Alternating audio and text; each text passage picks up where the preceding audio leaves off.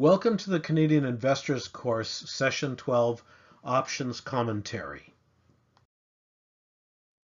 Please read Slide 2, Terms of Use and Disclaimer. Slide 3 is a cartoon. You know, if you charged a lot more, we'd take you more seriously, says CalPERS to the consultant. And the consultant has a funny look on his face thinking, oh, you mean I have to charge more for you to take me seriously? How stupid is that? Anyway, what we're looking for here is multiple streams of income. And we want to show you how with options, you might, if it's appropriate for you, it might be one way to generate other streams of income. There's more than one way to skin a cat when it comes to income, but just remember, options are not a strategy for people who aren't informed. This is a sophisticated strategy, and it should only be used if you've got good help, people who know how to help you, like a trusted wealth professional who's competent in options, and it's appropriate for your risk capabilities.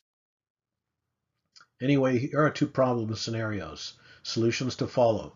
You're retired and you need more than just 1 to 2% guaranteed income. 2, you need an investment advisor, particularly one that practices rules-based investing, because I need to find a way to reduce or eliminate my fees. Option writing, particularly writing cash-covered puts, helps create income and solve these two problems. Revisit Session 12 options and review the examples. Let's talk about solutions. You're retired, need more than 1 to 2% guaranteed income. Question, do you really need to take too much risk? And another question, do you really need to go the pie chart route? Well, perhaps no way. If you're looking for an income portfolio that generates about a 4% pre-tax income net of fees, then the portfolio below could help you, assuming that it's right for you for your investment objectives. This is not something you do arbitrarily on your own because you saw it on some computer-generated course. This is something you do with an advisor after discussing your comfort level with risk and assuming that it's right, that the strategies are right for you because you understand them.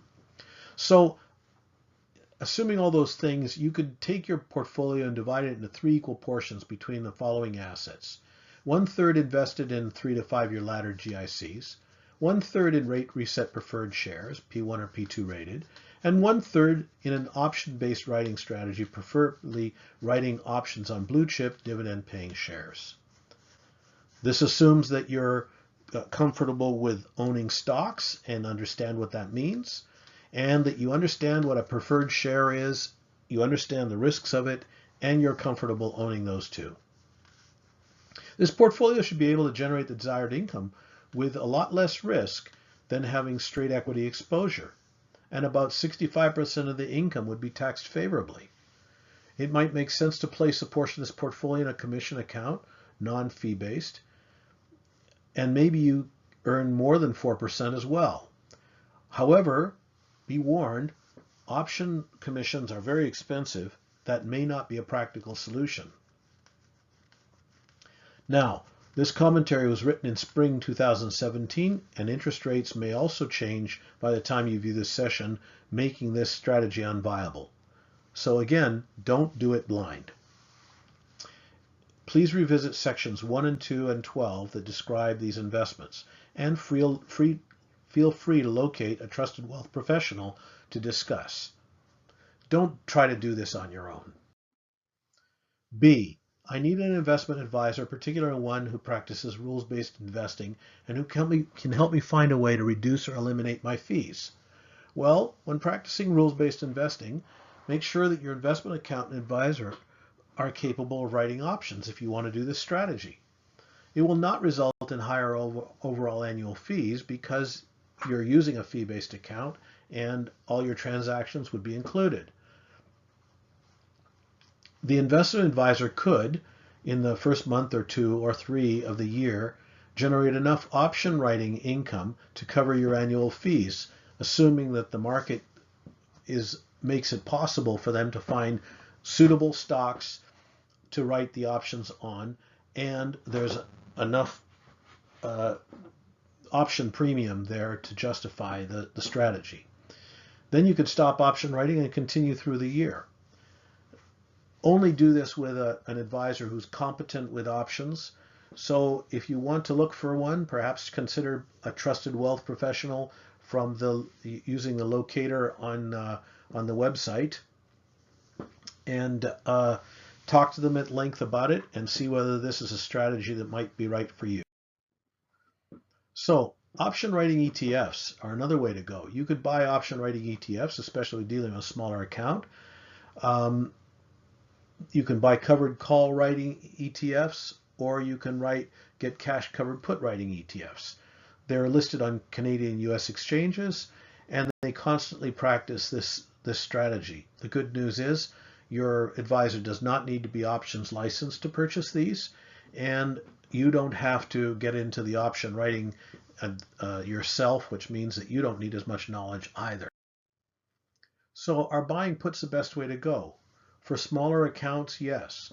For situations where your advisor doesn't have an option license, the answer is yes.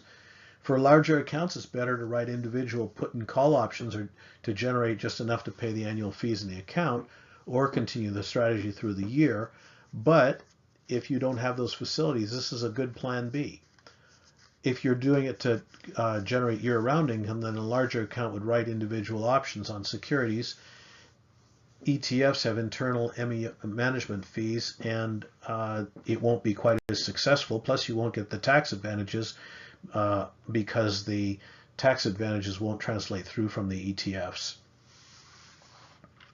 So the bottom line is, if you're interested in this idea, review Session 12 on option writing and understand the terminology.